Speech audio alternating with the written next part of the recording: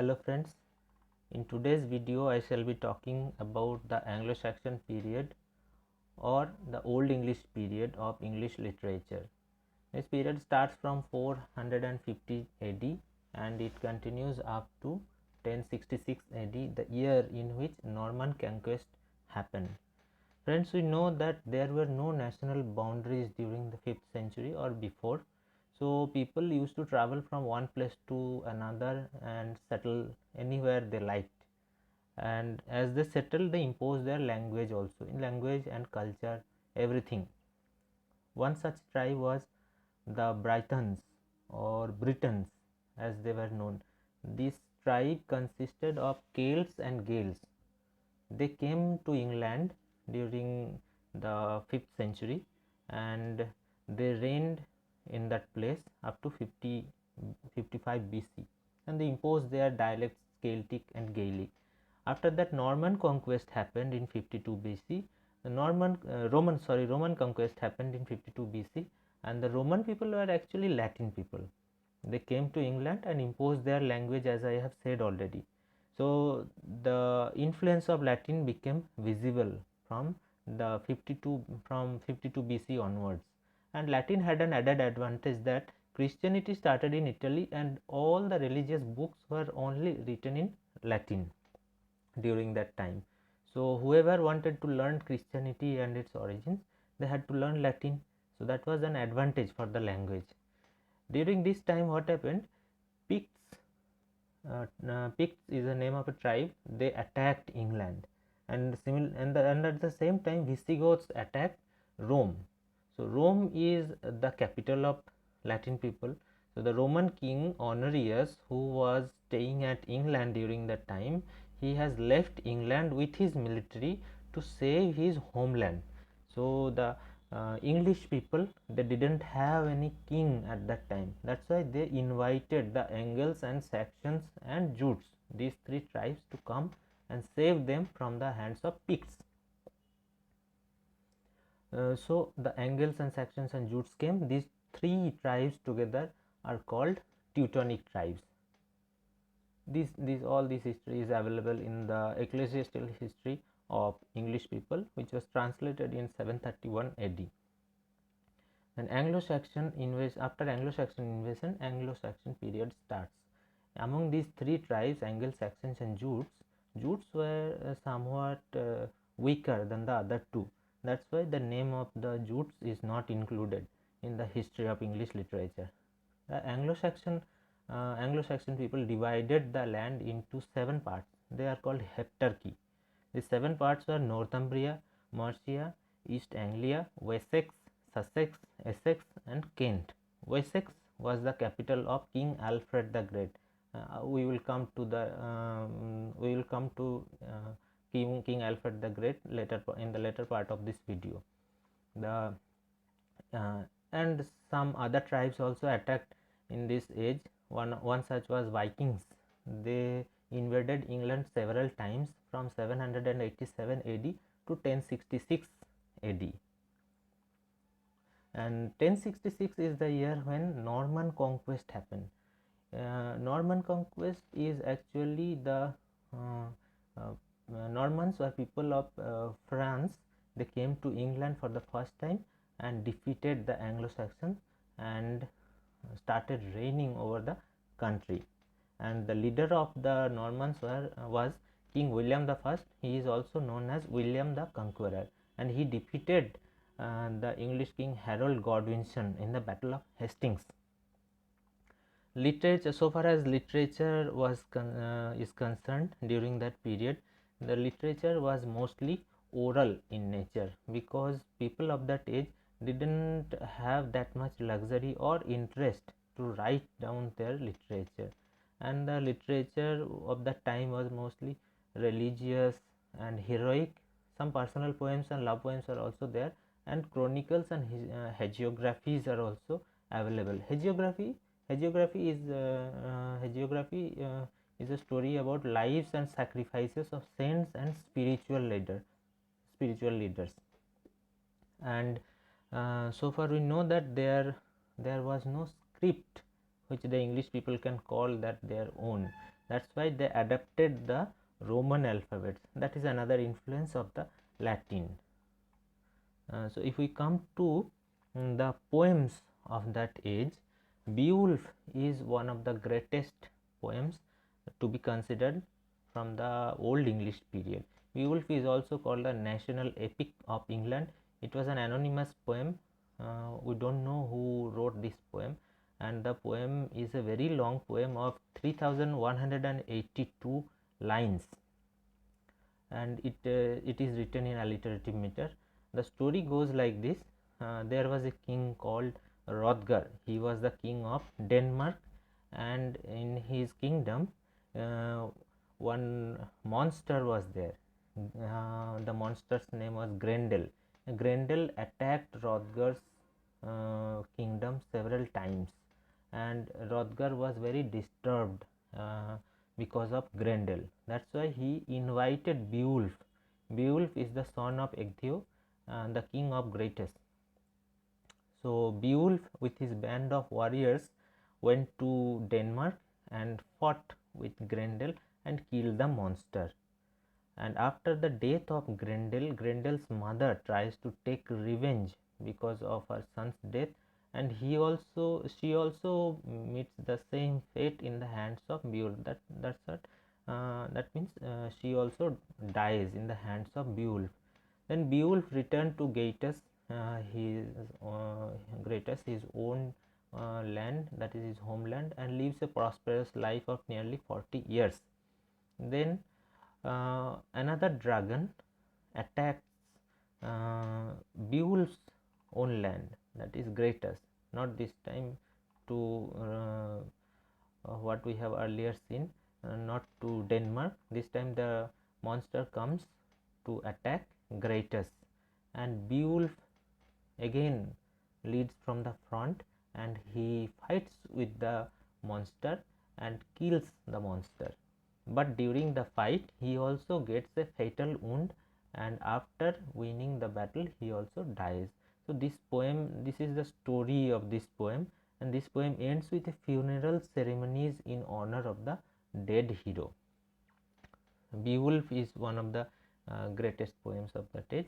That's why it is known as the national epic of England. Another poem is Widsith, or the Far Traveller.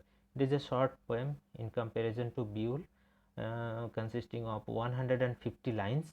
It is one of the oldest surviving Anglo-Saxon poems it is an autobiography of a scope or gleeman. Gleeman is a person who entertains through song, and the traveler or the narrator talks about the Germanic world. Another poem is Dior's Lament. This is also a short poem. It consists of 42 lines only, and the poem gives us a glimpse of the then Germanic legends. Again, it is talking about the Germanic world. Then another poem is The Seafarer. The first part of this poem shows the hardships of ocean life, as we can assume from the title of this poem. The second part is allegorical. It is a call of the ocean. A call of the ocean is the call of the soul of a seafarer. That's how the allegorical meaning sets up. Another poem is The Dream of the Rood. It is an anonymous poem, although it is attributed to Caedmon, and we will come to this writer later on. And this Dream of the Rood, it is a story. In this story, the narrator in his dream gets a vision of the cross on which Christ was crucified. The cross tells his experience of the day when Christ was crucified. So this is a kind of again allegorical poem. And then another poem of this age is Battle of Maldon. This is a heroic poem, as we can assume from the title. And similar poem like this Battle of Maldon is Battle of Brunanburh, Fight at Finnsburg. Fight at Finnsburg is a poem of 50 lines. It talks about Hanif's heroism against the Finns. Hanif is the hero of this poem. Another poem is Waldear. Waldear is a love story and love story of Walter of Aquitaine and his betrothed bride Hildegard, uh, who were hostages at the court of Attila. We have 4 manuscripts from the Anglo-Saxon age. The 4 manuscripts are the Junius manuscript, Beowulf manuscript, Exeter book and the Vercelli book. The Junius manuscript, or it is also known as Caedmon manuscript, consists of mostly biblical stories in poetic form. The Vercelli book, here we can find poetry and prose both. The Exeter book, in the Exeter book we can find the wanderer, the seafarer, the wife's lament, the husband's message. All these poems are Anglo-Saxon elegies, and again the ruin, 95 riddles, these are also available in the Exeter book. And Beowulf manuscript, or in this manuscript we can find the great epic Beowulf. So far as poetry is concerned, poets are concerned, we have names such as Caedmon. Caedmon is one of the Anglo-Saxon poets, and there is a popular story about Caedmon that he could not sing like a gleeman. One day God came in his dream and told him that he would sing his glory to the world. Thereafter Caedmon became a singer. The story can be compared to the story of John Milton, as we will see later on. In the Caroline age, John Milton is one of the greatest writers of English literature. His story also reads like this, his personal story. So far as Caedmon's works are concerned, he has written the Genesis, Exodus and Daniel. These 3 poems sometimes together come under one title, that is Christ and Satan. Another poet of this age is Cynewulf. He used to sign his poems, that's why maybe his name is like this, Cynewulf. His poems are Christ, Juliana, Eileen and the Fates of the Apostles. Although there are some poems which are attributed to his name, but we don't know whether actually they were written by Cynewulf. These poems are Andreas the Phoenix, The Dream of the Rood, The Wanderer. And what are the features of Anglo-Saxon poetry? Anglo-Saxon poetry frequently used alliteration, that is repetition of the same sound. For example, if I say longing, lingering, look behind, we can see the repetition of la sound. So this is an example of alliteration. This alliteration is frequently used during the Anglo-Saxon age. Then there are no rhymes but sung with harps in order to produce musical effect. As we know, the Anglo-Saxon literature was mostly oral in nature, so musical quality was necessary in order to remember those poems. And there were strongly accented syllables. Each full line has 4 accents, so the accents have been used very frequently. And elegies were written there, and elegies such as the wanderer, the seafarer, the wife's lament, the husband's message. These 4 elegies were popular of that age, and that is Anglo-Saxon age. And so far as prose is concerned, King Alfred is considered the father of English prose because he translated the great Bible from Latin into Old English. And his other works are also translations. He has translated Orosius's The History of the World, Adam Bede's Ecclesiastical History, Pope Gregory's Pastoral Care, Boethius's Consolation of Philosophy, St. Augustine's Soliloquies. So he has contributed a lot to, so far as the prose of Anglo-Saxon literature, English literature is concerned. Another writer was Ælfric. He was best known for his grammar, and his works such as Catholic Homilies, Lives of the Saints, Colloquy, they were popular, and these works are attributed to his name. Next writer is Wulfstan. Wulfstan was a bishop of Worcester and Archbishop of York. His famous work is Sermo Lupi ad Anglos. And so far as the features of the prose of this age is concerned, we can see the dual feature, that is native feature and at the same time foreign feature. What is native feature? Simple words expressing the common things of life. It is to be found in this age. This feature of English came from the Anglo-Saxon ancestors. That's why it is native feature. And foreign feature, variety of ornaments are used. This feature of English came from the Celts, the Romans, and the Normans. So the Romans, that is the Latins, Normans, that is the French. So these foreign features are also to be found in this Anglo-Saxon age. And literature is of this age is mostly pagan literature.